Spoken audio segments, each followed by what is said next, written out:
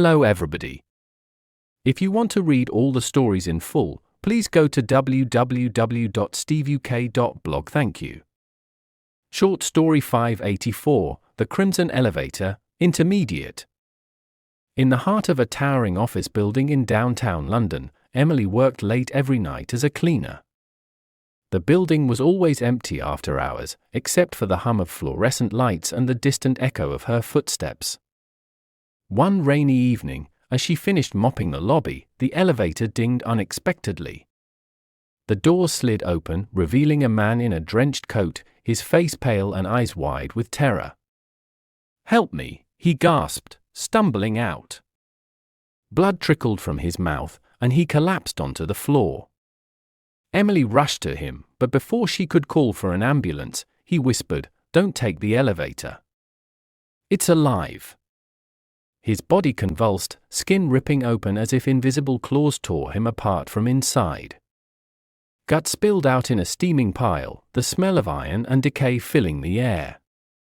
Emily screamed, backing away, her hands slick with his blood.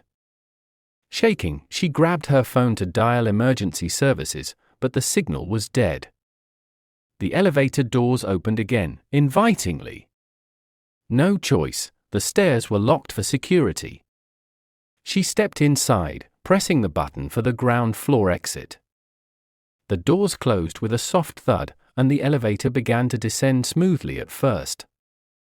Then, it jerked to a stop between floors. The lights flickered, turning a sickly red.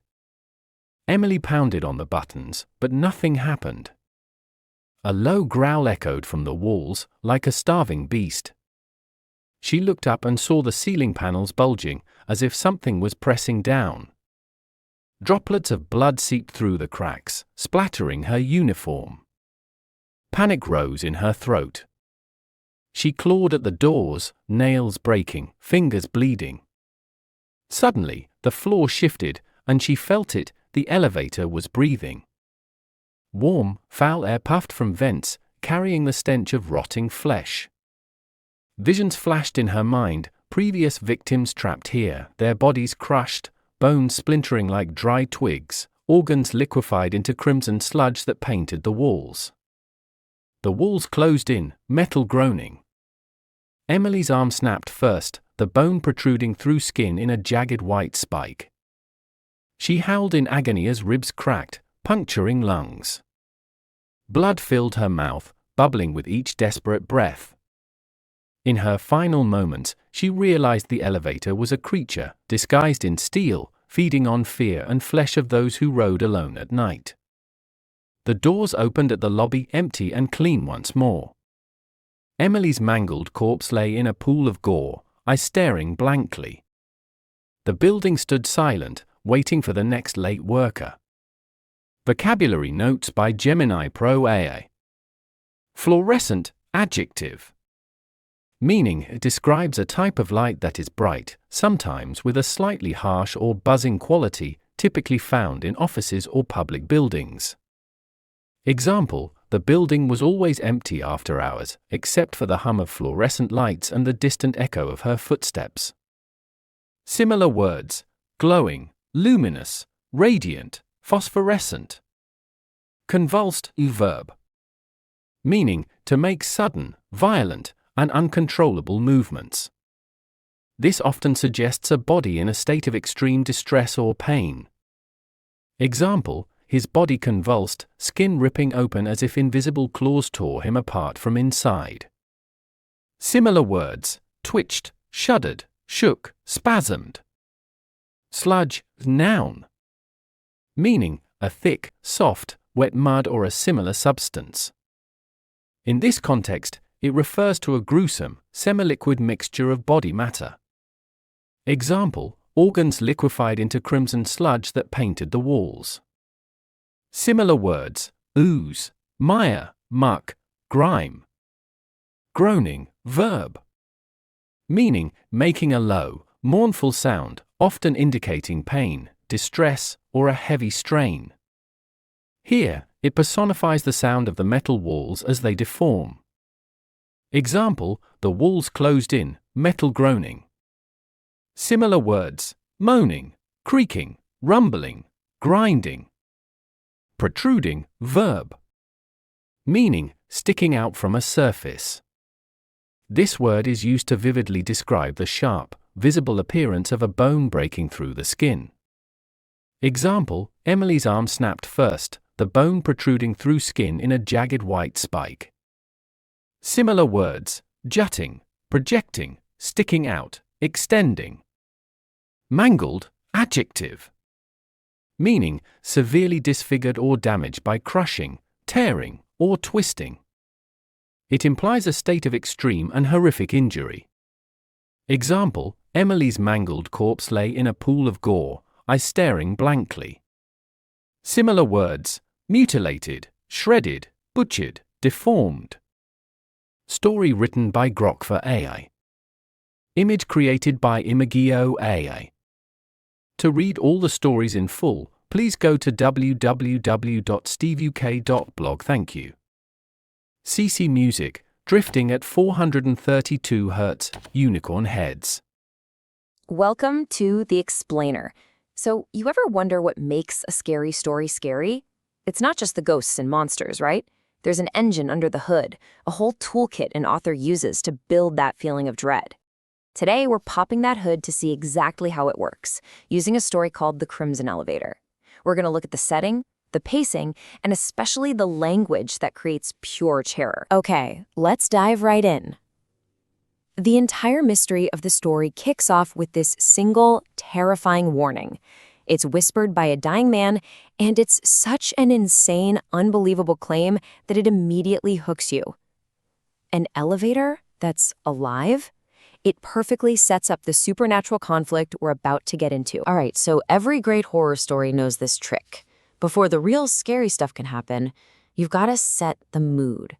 And here, the author starts by taking something completely ordinary, a late-night office building, and just twisting it, making it feel deeply unsettling and lonely. And this is so smart. The author doesn't just say, the building was empty.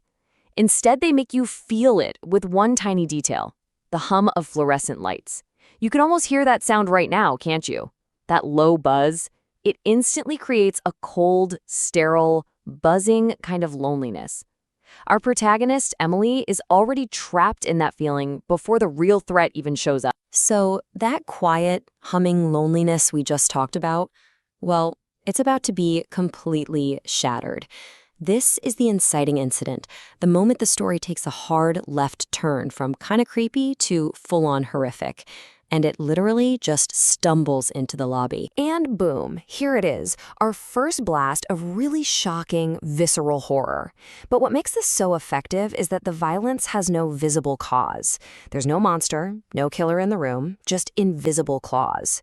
That lack of a clear attacker just amplifies the terror, because it makes the threat feel like it's everywhere and nowhere at the same time. We have to talk about the word choice here, convulsed.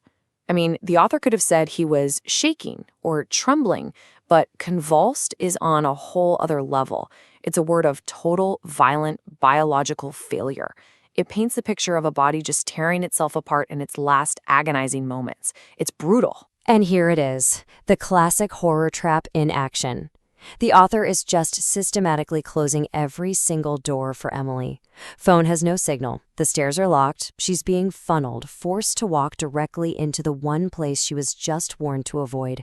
It's the only way out. Okay, so let's follow her in, removing into the elevator itself.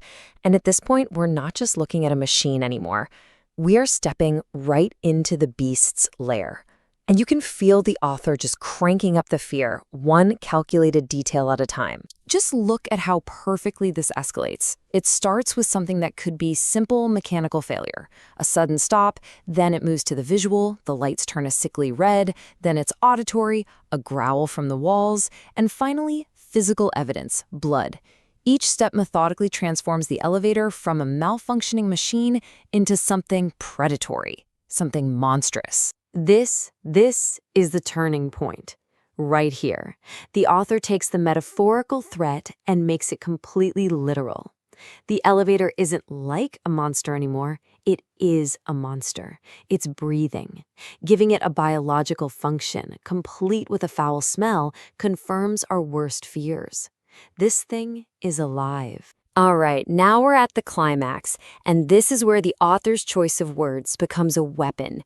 This isn't just about what's happening, it's about the very specific vocabulary being used to make the horror feel intensely real and physical. So while Emily's trapped, she has this horrifying vision of the elevator's past victims, and the description is just designed for maximum impact. The organs aren't just destroyed, they're liquefied. They don't just stain the walls, they paint them. It's such active, gruesome, and honestly unforgettable imagery. And let's stick with that word choice for a second. The author could have used something like blood and guts, but sludge is so much more effective. It gives you this thick, disgusting, semi-solid texture in your mind's eye. It's just a far more repulsive and memorable visual. So now the threat is no longer a vision, it's immediate, it's physical. The elevator's own structure is starting to attack.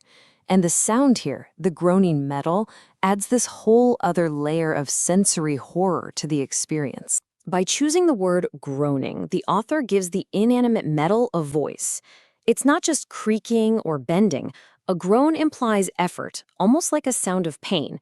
It personifies the attack, making it feel deliberate and alive, as if the creature is straining to crush its prey. The attack on Emily begins, and you should notice how the writing style itself changes.